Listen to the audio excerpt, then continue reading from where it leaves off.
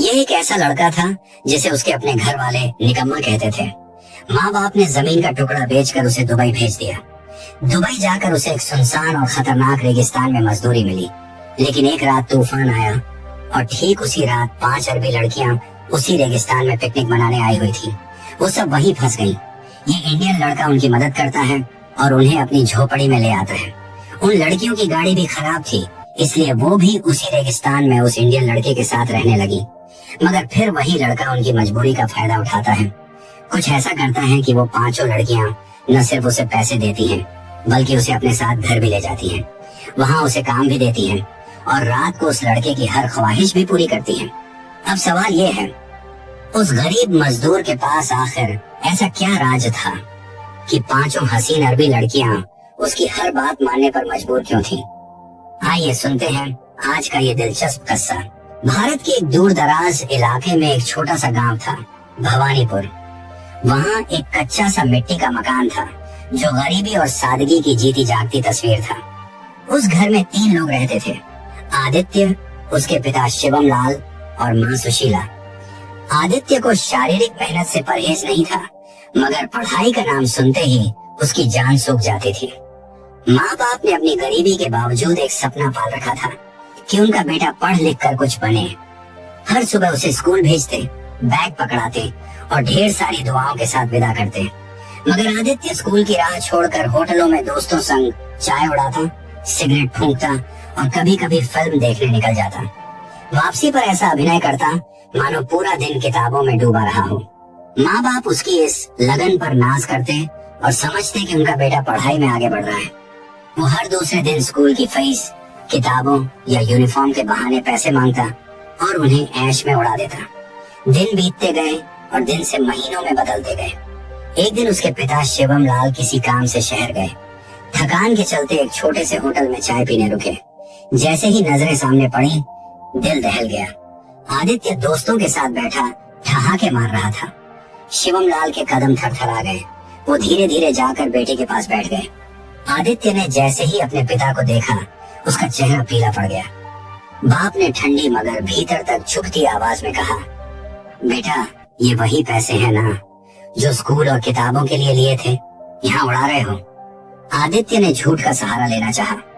बाबा, आज स्कूल में छुट्टी थी तो दोस्तों के साथ आ गया। शिवम लाल सब समझ चुके थे मगर कुछ नहीं बोले। बस इतना कहा, बेटा, अगर छुट्टी थी तो घर चले आते, खेतों में मेरा हाथ बटाते। मैं बूढ़ा हो गया हूँ, गर्मी सर्दी झेल कर दिन भर खपता हूँ ताकि तू कुछ बन सके। आदित्य शर्म से गड़ गया, नजरें नीची कर बोला, बाबा, गलती हो गई, अब ऐसा नहीं होगा। शिवम लाल ने कुछ नहीं कहा, बस चुपचाप घर लौट आए। उस रात आंगन में टहलते रहे जैसे दिल के भीतर कोई तूफान कैद हो। लेकिन उस रात उन्होंने एक फैसला कर लिया, अब वो बेटे की बातों पर नहीं, अपनी आंखों पर भरोसा करेंगे। घर पहुंचते ही शिवम लाल का सब्र टूट गया। उन्होंने बेटे का बाजू पकड़कर कहा, आदित्य, तुमने कहा था कि कल स्कूल में छुट्टी थी, लेकिन हकीकत ये है कि तुम पिछले 1 साल से स्कूल गए ही नहीं। आखिर क्यों? हमने तुम्हें किस चीज की कमी दी थी? उनकी आवाज भर्रा गई। मैं दिन भर खेतों में मजदूरी करता हूँ, चाहे तपती गर्मी हो या हाड़ गला देने वाली सर्दी, बस इसलिए कि तुम पढ़ सको। मैं अपने लिए नए कपड़े नहीं खरीदता, लेकिन तुम्हारे लिए यूनिफॉर्म लाता हूँ। तुम्हारी माँ अपनी दवाइयाँ छोड़कर पैसे बचाती है ताकि तुम्हारी किताबें आ सके, और तुमने हमें धोखा दिया। न स्कूल गए, न पढ़ाई की, बस पैसे बर्बाद करते रहे। ये कहते कहते शिवम लाल की आंखों से आंसू निकल पड़े। सुशीला बेटे का चेहरा देखती रही, फिर चुपचाप कमरे में चली गई। बाप भी अंदर चले गए। आदित्य कोने में शर्म से खड़ा रह गया। पहली बार उसे महसूस हुआ कि उसने वाकई गलत किया है। दिल में एक अजीब सा बोझ भर गया, पछतावे और अपराध बोध का। उसे लगा कि माँ बाप ने जो कुर्बानियां दी, उसने उनके बदले सिर्फ धोखा दिया। उस रात उसकी नींद उड़ गई। बिस्तर पर करवटें बदलते हुए उसने एक फैसला किया, अब चाहे जो हो, वह माँ बाप को अपने बेटे पर गर्व करने का मौका देगा। अगली सुबह तैयार होकर वो नौकरी की तलाश में निकल पड़ा। दिन भर घूमता रहा, मगर हर जगह एक ही सवाल होता, कितनी पढ़ाई की है? और वो चुप रह जाता। बिना पढ़ाई के कोई उसे अच्छी नौकरी पर रखने को तैयार नहीं होता। शाम को थका हारा घर लौटा। सोचने लगा, अगर पढ़ लिख कर कुछ नहीं बन सका तो कम से कम मेहनत से कमाकर घर पर बोझ तो न बनूं। अगले दिन से उसने मजदूरी शुरू कर दी। कभी ईंटें ढोई, कभी ठेला खींचा। जो भी कमाया माँ के हाथ पर रख दिया। माँ बाप ने मुस्कुरा कर लिया, लेकिन मन में एक टीस रह गई। उनका बेटा मजदूर बन गया, जबकि सपना तो अफसर बनाने का था। कुछ दिन बाद शिवम लाल और सुशीला के बीच बात हुई। बच्चा अब संभल गया है, लेकिन यहाँ मजदूरी से न घर चलेगा न इसका भविष्य बनेगा। क्यों न इसे विदेश भेज दें, शायद वहाँ कुछ कमा सके। आदित्य ने ये सब चुपचाप सुन लिया। रात भर सोचता रहा, अगर दुबई चला जाऊं, भले ही मजदूरी करनी पड़े, लेकिन वहाँ की कमाई यहाँ से कई गुना ज्यादा होगी। अम्मा की इच्छाएं पूरी हो सकेंगी। अब्बा को खेतों में इतनी मेहनत नहीं करनी पड़ेगी। अगली सुबह उसने माँ बाप से कहा, अम्मा, अब्बा, मैं तैयार हूँ, बस आप लोग इंतजाम कर दो, मैं विदेश जाऊंगा। शिवम लाल ने कहा, पहले कागजात बनवा लो, फिर बाकी बंदोबस्त मैं देख लूंगा। आदित्य ने सब कुछ जल्दी से करवा लिया, लेकिन सबसे बड़ी रुकावट पैसे थे। शिवम लाल के पास इतना पैसा नहीं था। आखिरकार उन्होंने दिल पर पत्थर रखकर अपनी पुश्तैनी जमीन का एक छोटा सा टुकड़ा बेच दिया। कुछ ही हफ्तों में आदित्य दुबई पहुंच गया। वहाँ एक पुराने जानकार मजदूर के पास रुका। जुबान भी नई थी, माहौल भी अनजान, लेकिन उसने हिम्मत नहीं हारी। कुछ दिनों बाद उसे मजदूरी मिलने लगी। कभी सामान उठाता, कभी सफाई करता, कभी बाग में काम करता, लेकिन तनख्वाह इतनी कम थी कि बमुश्किल अपना गुजारा होता। माँ बाप को भेजने के लिए कुछ बचता ही नहीं था। दिल में सिर्फ एक तमन्ना थी, ऐसा काम मिले जिससे माँ बाप की सारी तकलीफें खत्म हो जाएं। एक दिन एक दोस्त ने कहा, एक काम है, मुश्किल जरूर है, मगर तनख्वाह बहुत अच्छी है। अगर कर सको तो माँ बाप की हर ख्वाहिश पूरी हो सकती है। आदित्य ने तुरंत कहा, बताओ क्या काम है, मैं हर चीज करने को तैयार हूँ। दोस्त ने बताया, यहाँ से बहुत दूर एक वीरान इलाका है, वहाँ एक बड़ा फार्म है, खजूरों का बाग है, साथ में ऊंट और बकरियां भी हैं। उनकी देखभाल करनी है।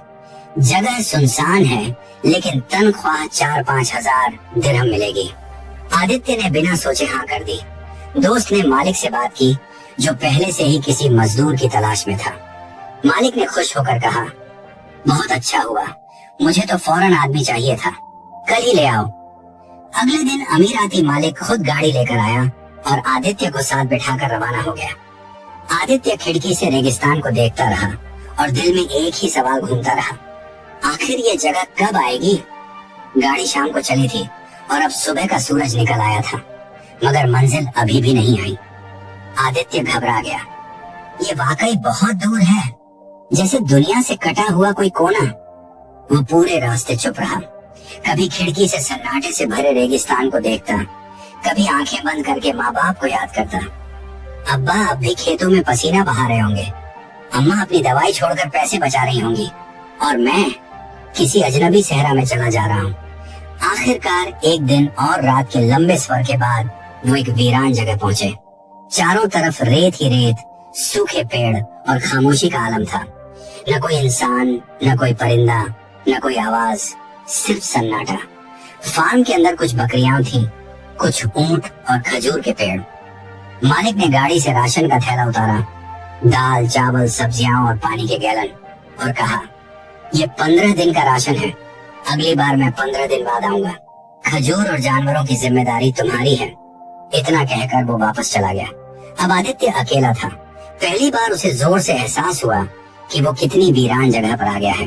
उसने मोबाइल निकाला, स्क्रीन पर लिखा था, नो सिग्नल। उसके हाथ कांप गए, न इंसान न फोन। मैं कहाँ आ गया हूँ? दिल चाहा भाग निकले, मगर फिर सोचा, यहाँ पहुँचने में गाड़ी को पूरा एक दिन लगा, पैदल चला तो महीनों लग जाएंगे, और रास्ते में भूख प्यास से जान चली जाएगी। उसने गहरी सांस ली और खुद से कहा, अब यहीं रहना है, जैसे भी हो। कुछ ही दिनों में वो रोजमर्रा के कामों का आदी हो गया। खजूरों की सफाई, बकरियों का चारा, ऊंटों को पानी। वक्त के साथ फार्म कोई कैद खाना नहीं रहा, बल्कि उसका ठिकाना बन गया। 1 साल बीत गया। कभी कभी जब दिल घबराता तो वो फार्म के पीछे वाली छोटी सी पहाड़ी पर चढ़ जाता। वहाँ कभी कभी मोबाइल में थोड़ा सा सिग्नल आता और वो माँ बाप से बात कर पाता। वही कुछ पल उसका सहारा बनते। एक रात तेज आंधी और बारिश में वो सो रहा था कि अचानक चीखने की आवाजों से उसकी नींद टूट गई। वो घबरा गया। इस सुनसान सहरा में रात के इस पहर कौन चीख रहा है? उसने खिड़की से झांका तो दूर गाड़ी की हेडलाइट्स दिखी। दिल ने कहा शायद मालिक आया हो और बारिश में फंस गया हो। वो तेजी से भागा। अंधेरे और बारिश में दौड़ते हुए जब गाड़ी के पास पहुंचा तो 4-5 परछाइयां नजर आईं। दिल में डर सा आया। ये कौन हो सकते हैं? कहीं खतरा तो नहीं? लेकिन जैसे ही उसने लड़कियों की चीखें सुनी उसका दिल पिघल गया। ये तो लड़कियां हैं, मुश्किल में हैं। वो पास जाकर बोला, बहन जी क्या हुआ, क्यों चिल्ला रही हैं? लड़कियां कांपती हुई बोली, शुक्र है कोई इंसान तो मिला, हमें लगा कोई जानवर आ जाएगा। हम रास्ता भटक गए हैं, मोबाइल में भी सिग्नल नहीं और गाड़ी भी बंद हो गई है। आदित्य ने उन्हें तसल्ली दी, घबराइए मत, मेरे साथ आइए, वहाँ मेरा रहना है, बारिश से भी बच जाएंगे और थोड़ा आराम भी मिल जाएगा। वो सब उसके साथ चल दी। फार्म पर पहुंचकर उसने उन्हें पानी दिया, दिलासा दिया और कहा, अब आप सब महफूज हैं, सुबह होते ही मैं रास्ता दिखा दूंगा। उसके पास सिर्फ एक कंबल और एक तकिया था। दोनों उसने लड़कियों को दे दिए और खुद कोने में बैठकर रात भर पहरा देता रहा। बाहर तूफान था मगर उसके दिल को अंदर से एक अजीब सुकून मिला। इतनी तन्हाई के बाद आज इंसानों की आवाज सुनने को मिली। पूरी रात आदित्य कमरे के एक कोने में बैठा रहा। बाहर तूफान और आंधी का शोर था मगर उसके दिल में बरसों बाद एक अजीब सुकून था, इंसानों की मौजूदगी का एहसास। 5 लड़कियां थक कर सो चुकी थी लेकिन वो जागता रहा। कभी उनके चेहरों को देखता, कभी मन ही मन सोचता, शुक्र है आखिरकार कोई बात करने वाला, कोई सुनने वाला तो मिला, वरना पिछले 1.5-2 सालों में उसके पास सिर्फ अमीराती मालिक आता था। वो भी हर 15 दिन में एक बार राशन देता और तुरंत चला जाता। ये पहला मौका था जब किसी ने उसके साथ एक रात गुजारी और वो भी बिना किसी लालच के। सुबह होते ही आदित्य ने चूल्हा जलाकर चाय और नाश्ता तैयार किया। जैसे ही लड़कियां जागी वो मुस्कुराकर बोला, आइए नाश्ता कर लीजिए, फिर मैं आपको रास्ता भी समझा दूंगा। लड़कियां हैरान रह गईं। इतने कम साधनों में भी उसने उनके लिए नाश्ता बना दिया था। सबने चाय पी, थोड़ा बहुत खाया और फिर कहा, हमें गाड़ी तक पहुंचा दीजिए। रात को तूफान में हम पैदल ही आपके साथ आ गए थे। जब वो सब गाड़ी के पास पहुंचे तो देखा कि गाड़ी रेत में धंसी हुई थी। बार बार स्टार्ट करने की कोशिश की गई, धक्का लगाया गया, बोनेट खोला गया, मगर कोई फायदा नहीं हुआ। लड़कियां मायूस हो गईं। आदित्य ने मन ही मन शुक्रिया कहा, चलो एक रात और साथ रहेंगे। लड़कियों ने उससे कहा, कुछ कीजिए ना, गाड़ी चलवा दीजिए। आदित्य हल्की मुस्कान के साथ बोला, मैं कोई मिस्त्री तो हूँ नहीं। कोशिश की मगर कुछ हुआ नहीं।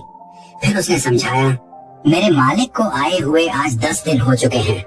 वो हर 15वें दिन आता है, हो सकता है अगले 5-6 दिन में आ जाए। अगर वो आया तो गाड़ी भी देखेगा और आप लोग उसके साथ शहर जा सकेंगे। लड़कियों ने आपस में सलाह की और आखिरकार मान गई। चलिए, यहाँ कम से कम महफूज तो हैं। 5 दिन और सही। वो सब वापस फार्म पर आ गई। अब उनके चेहरों पर डर की जगह मुस्कान थी। वो आदित्य से सवाल करने लगी, आप कहाँ के हैं? आदित्य ने जवाब दिया, मैं भारत से हूँ। लड़कियों ने हैरानी से पूछा, ऐसी वीरान जगह पर कैसे रह लेते हैं, कैसी मजबूरी है? आदित्य ने गहरी सांस ली और अपनी पूरी कहानी सुना दी। कैसे वो एक नालायक बेटा था, स्कूल से भागता था, माँ बाप को धोखा दिया, फिर शर्मिंदगी में बदल गया, मेहनत करने लगा और आखिरकार दुबई आ गया ताकि अपने माँ बाप का सहारा बन सके। लड़कियां चुपचाप सुनती रहीं। उनके चेहरों पर एक गहरी हमदर्दी झलकने लगी। एक बोली, क्या वाकई भारत में इतनी गरीबी है कि लोग सिर्फ 2 वक्त की रोटी के लिए परदेश आ जाते हैं? आदित्य ने नरमी से कहा, हाँ, आज भी लाखों लोग हैं जिन्हें 2 वक्त की रोटी भी नसीब नहीं होती। ये सुनकर लड़कियां चौंक गई। एक और बोली, हमारे यहाँ तो बचपन से हर चीज आसानी से मिलती है, हमें कभी अंदाजा ही नहीं था कि दुनिया में ऐसी भी जिंदगी होती है। आदित्य की सादगी और सच्चाई ने उनके दिल को छू लिया। वो भारत के बारे में पूछने लगी। गांव की नदियां, हरे भरे खेत, मिट्टी के घर, सादा जिंदगी, इन सब की बातें सुनकर वो खो सी गई। मन ही मन सोचने लगी, हमें जरूर भारत जाना चाहिए, कितना खूबसूरत और सच्चा देश है। उन्होंने आदित्य से वादा किया, अगर हम कभी भारत आए तो तुम्हारे घर जरूर आएंगे, आदित्य मुस्कुराकर बोला, जरूर, अगर उस वक्त मैं भारत में हुआ तो तुम्हें अपने हाथ की चाय पिलाऊंगा। लड़कियां हंसने लगी और बोली, नहीं, अगर हम आएंगे तो तुम्हें भी अपने साथ ले जाएंगे। ये हंसी मजाक अब उनकी तन्हाई को थोड़ा कम करने लगा। 5 दिन ऐसे ही बीत गए, मगर अमीराती मालिक नहीं आया। लड़कियां परेशान होने लगी।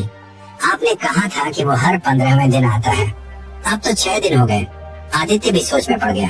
हाँ, मैं भी हैरान हूँ, और अब तो राशन भी खत्म होने को है। ये सुनकर लड़कियां और घबरा गईं।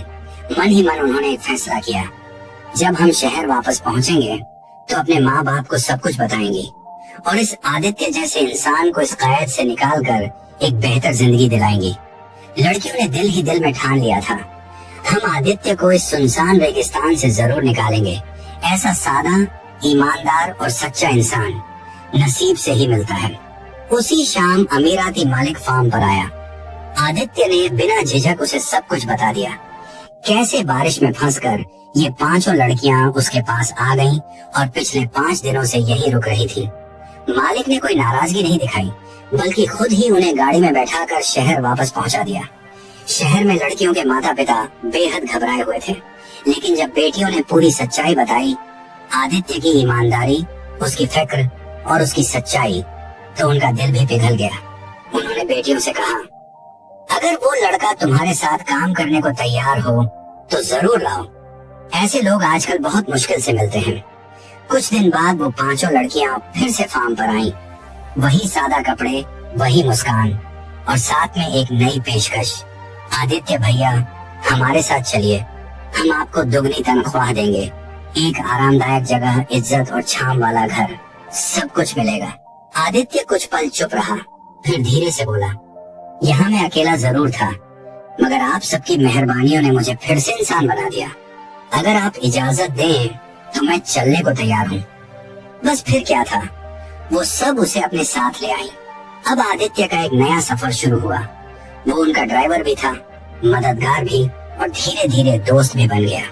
वो बाजार जाता, सामान लाता, गाड़ी चलाता, घर की सफाई करता, लेकिन सबसे प्यारी थी वो शामें, जब सब एक साथ बैठते, चाय पीते और हंसी मजाक करते। अब वो 5 लड़कियां उसे सिर्फ एक नौकर नहीं, बल्कि एक साथी मानने लगी थी, दोस्त, भरोसेमंद इंसान और अपनेपन की एक छांव। आदित्य भी उनके साथ खुलकर हंसने लगा था। अपने बचपन की शरारतें, माँ जी की गलतियां और माँ बाप की कुर्बानियां सब उनसे बांटने लगा। वक्त कैसे बीता पता ही नहीं चला। 2 साल गुजर गए और आदित्य भारत ना जा सका। एक दिन लड़कियों ने पूछा, आदित्य, तुम आखिरी बार कब घर गए थे? उसने नजरें झुका ली। 2 साल हो गए, लेकिन यहाँ काम इतना रहा कि वक्त का एहसास ही नहीं हुआ। लड़कियों ने कहा, अब तुम छुट्टी पर जाओ, हम तुम्हें अच्छी खासी रकम देते हैं, शॉपिंग भी करवा देते हैं। अपने माँ बाप के साथ वक्त बिताओ, फिर वापस आ जाना। ये आदित्य के लिए एक चौंकाने वाला लम्हा था। उसे इतने पैसे कभी एक साथ नहीं मिले थे। उन्होंने उसके लिए नए कपड़े खरीदे, तोहफे दिए, टिकट दिलाया और कहा, अब जाओ और अपने गांव वालों को बताओ कि आदित्य अब बदल चुका है। जब वो अपने गांव पहुंचा तो हर कोई हैरान रह गया। वही लड़का जिसे सब नाकारा समझते थे, आज गाड़ी में आया था, नए कपड़ों में, और एक सुकून भरी खामोशी के साथ मजबूती से खड़ा था। माँ बाप तो खुशी से रो पड़े। पिता ने उसके कंधे पर हाथ रखा और बोले, बेटा, अब सब कुछ है, घर, इज्जत, गाड़ी, अब शादी भी कर लो। आदित्य ने मुस्कुराकर कहा, अभी नहीं बाबा, शादी का वक्त आएगा तो खुद बताऊंगा, अभी तो दिल वापस जाने को कर रहा है। कुछ दिन बाद उसने माँ बाप से रुखसत ली। मैं फिर दुबई जा रहा हूँ, अगली छुट्टी में आया तो शादी की बात करेंगे। माँ बाप ने ढेरों दुआओं के साथ उसे विदा किया। वो लड़कियों से लगातार संपर्क में रहा। वापसी से पहले पूछा, आप सबके लिए क्या लाऊं? उन्होंने मुस्कुराकर कहा, हमें कुछ नहीं चाहिए। मगर आदित्य खाली हाथ नहीं जा सकता था। उसने हर एक के लिए खास तोहफे खरीदे, बनारसी साड़ियाँ, कश्मीरी जाफरान, गुलाब जामुन और रंग बिरंगी चूड़ियाँ। जब वो दुबई पहुंचा और ये तोहफे लड़कियों को दिए तो वो खुशी से झूम उठी। अब वो सिर्फ उनका नौकर नहीं रहा था, वो उनकी जिंदगी का हिस्सा बन चुका था। जहाँ वो जाती उसे साथ ले जाती, बातें करती, हंसती, शेयर करती। आदित्य उनके लिए सुकून और भरोसे का नाम बन गया था और इसी खामोश अपनेपन में एक नया जज्बा जन्म लेने लगा, मोहब्बत। पांचों लड़कियां, अलग अलग मिजाज, अलग अलग रंग, मगर दिल सबका एक जैसा। वो सब आदित्य को चाहने लगी थी, शायद उससे मोहब्बत भी करने लगी थी। अब तक आदित्य उन पांचों लड़कियों का भरोसा, दोस्त और जरूरत बन चुका था। वो जहां भी जाती, आदित्य उनके साथ होता। घर के काम हो या बाहर की पार्टीज, बाजार जाना हो या कोई जरूरी काम, हर जगह वही उनका साथी था। मगर धीरे धीरे उस अपनापन में एक अजीब सी बेचैनी घुलने लगी थी। अगर किसी एक लड़की को कुछ काम होता तो वो झट से आवाज देती, आदित्य भैया आज मेरे साथ चलना है। आदित्य सादगी से साथ चल देता, लेकिन जैसे ही वो बाहर जाता, बाकी लड़कियां मोबाइल पर मैसेज भेजने लगती, कहाँ हो, किसके साथ हो, हमें बताया क्यों नहीं। आदित्य सीधा साधा इंसान था, बस जवाब देता, आपकी सहेली के साथ एक फंक्शन में आया हूँ। मगर सच्चाई ये थी, उन पांचों के दिलों में अब वो जज्बा उगने लगा था, जिसे न वो एक दूसरे के सामने कबूल कर सकती थी, न ही अपने आप से झुठला सकती थी। हर एक चाहती थी कि आदित्य सिर्फ उसी का हो, उसी के लिए मुस्कुराए, उसी के लिए की बात सुने, उसी के साथ वक्त बिताए। अगर आदित्य किसी एक के साथ जरा ज्यादा वक्त गुजार देता तो बाकी के दिल में चुभन उठती। जो सहेलियां कभी साथ हंसती थी, अब चुप्पी ओढ़ने लगी थी। आंखों में सवाल थे, लहजों में कसक और दिलों में बेचैनी। शुरुआत में आदित्य ने इसे मामूली बात समझा, मगर अब ये रोज का सिलसिला बन गया था। कभी कोई चुप रहती, कभी कोई नाराज हो जाती, तो कभी ताने सुनाई देते, आदित्य अब तो तुम्हें बस उसी के साथ जाना है ना, आज तो हमारी बात की जरूरत भी नहीं समझी। आदित्य का दिल हिल गया। मैं तो यहाँ इज्जत से काम करने आया था, सुकून मिला था, लेकिन अगर कभी किसी ने अपने माँ बाप को कुछ बता दिया तो मुझे यहाँ से निकाल भी दिया जाएगा, शायद जेल भी हो जाए। एक रात वो छत पर बैठा रहा, ऊपर आसमान को देखता और अपने आप से सवाल करता रहा, मैं क्या करूं, किसी का दिल नहीं दुखाना चाहता, मगर ये रास्ता अब किसी गलत मोड़ की तरफ बढ़ रहा है। अगली सुबह उसने फैसला कर लिया। जब सब लड़कियां नाश्ते पर बैठी थी, आदित्य ने अदब से कहा, अगर आप सब इजाजत दें तो मैं ये काम छोड़ना चाहता हूँ, मैं थक गया हूँ, कोई दूसरा काम ढूंढना चाहता हूँ। सब चौंक गई, जैसे किसी ने उनके सीने पर वार कर दिया हो। सब एक साथ बोल पड़ी, आदित्य क्यों, कोई नाराजगी, किसी ने कुछ कहा? आदित्य ने नरमी से जवाब दिया, नहीं, किसी ने कुछ नहीं कहा, बस मुझे लगता है कि मेरी वजह से आप सबकी दोस्ती में दरार आ रही है। मैं अगर किसी एक के साथ जाता हूँ तो बाकी नाराज हो जाती हैं। ये मुझे अच्छा नहीं लगता। आप सबने मुझे इज्जत दी, अपनाया, मैं नहीं चाहता कि मेरी वजह से आपके रिश्ते बिगड़े। इतना सुनते ही सब खामोश हो गई, नजरें झुक गईं। दिल जान गया कि आदित्य सब समझ चुका है। कुछ पल बाद एक लड़की ने धीमे से कहा, आदित्य तुम कहीं नहीं जाओगे, आज के बाद हम में से कोई भी तुमसे कोई शिकायत नहीं करेगी, तुम बस यहीं रहो जैसे पहले थे। आदित्य ने कुछ नहीं कहा, बस सर झुका लिया, मगर उसके दिल को मालूम था असल मसला अभी खत्म नहीं हुआ, और सच्चाई भी यही थी। अब उन पांचों के दिलों में एक नया मुकाबला शुरू हो चुका था। कौन सबसे पहले आदित्य से अपने दिल की बात कहेगी, क्योंकि अब हर एक को यकीन था, जैसे मेरा दिल आदित्य के लिए धड़कता है, वैसे ही बाकी सहेलियों का भी। अब उनमें से हर लड़की चाहती थी कि आदित्य सिर्फ उसका हो, और एक एक करके सबने अपने दिल की बात कह भी दी। किसी ने 2 दिन का वक्त मांगा, किसी ने 3 दिन, और सबने एक ही शर्त रखी, इतने दिन बाद तुम्हें हमें अपना फैसला जरूर बताना होगा। आदित्य एक अजीब उलझन में था। दिल में मोहब्बत का जज्बा तो था, मगर जवाब देना बहुत मुश्किल था।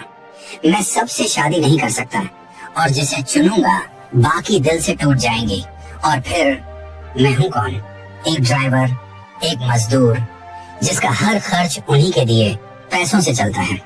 बहुत सोचने के बाद आदित्य ने एक फैसला लिया। उसने पांचों को एक जगह बुलाया और बड़ी सादगी से कहा, आप सबने मुझे इज्जत दी, प्यार दिया, जो मैं कभी भूल नहीं सकता, मगर मैं सिर्फ एक गरीब भारतीय लड़का हूँ जो आपसे मिलने वाले पैसों से अपने माँ बाप का गुजारा करता है। अगर मैं आप में से किसी एक को चुन लूं तो बाकी का दिल टूट जाएगा, और सच कहूँ मैं एक ही शादी कर सकता हूँ। न दिल इजाजत देता है, न धर्म, और न ही हालात। ये सुनकर सब चुप हो गई, नजरें झुक गईं और पहली बार पांचों के चेहरों पर एक ही सवाल था, हम क्यों हारे और कौन जीते? उस रात आदित्य अपने कमरे में देर तक जागता रहा। मन में एक ही ख्याल था, इन सब में एक है जो बाकियों से बिल्कुल अलग है, खामोश, धीमी आवाज में बोलने वाली और सबसे ज्यादा मेरा ख्याल रखने वाली। आदित्य उसे दिल दे बैठा था। उसने रात के सन्नाटे में हिम्मत जुटाई, उसे फोन किया और कहा, एक जरूरी बात करनी है, क्या मिल सकती हो? वो बिना कुछ पूछे तुरंत आ गई। आदित्य ने उसके सामने सच्चाई रख दी, मैं तुमसे सच्ची मोहब्बत करता हूँ। अगर तुम भी मुझे चाहती हो तो शादी कर लेते हैं और आज रात ही भारत निकल चलते हैं। लड़की कुछ पल खामोश रही, फिर धीमे से बोली, मैं अपने माँ बाप को मना सकती हूँ कि मैं तुमसे शादी कर रही हूँ, मगर वो ये कभी नहीं मानेंगे कि मैं भारत जाकर रहूं। आदित्य ने उसकी आंखों में देखकर कहा, अगर तुम मुझे सच्चा प्यार करती हो तो तुम्हें कुर्बानी देनी होगी। मुझे तुम्हारा पैसा नहीं चाहिए, बस तुम चाहिए। लड़की की आंखों में आंसू आ गए। वो बोली, अगर तुम मेरे लिए अपना धर्म छोड़कर हिंदू बनने को तैयार हो तो मैं भी तुम्हारे साथ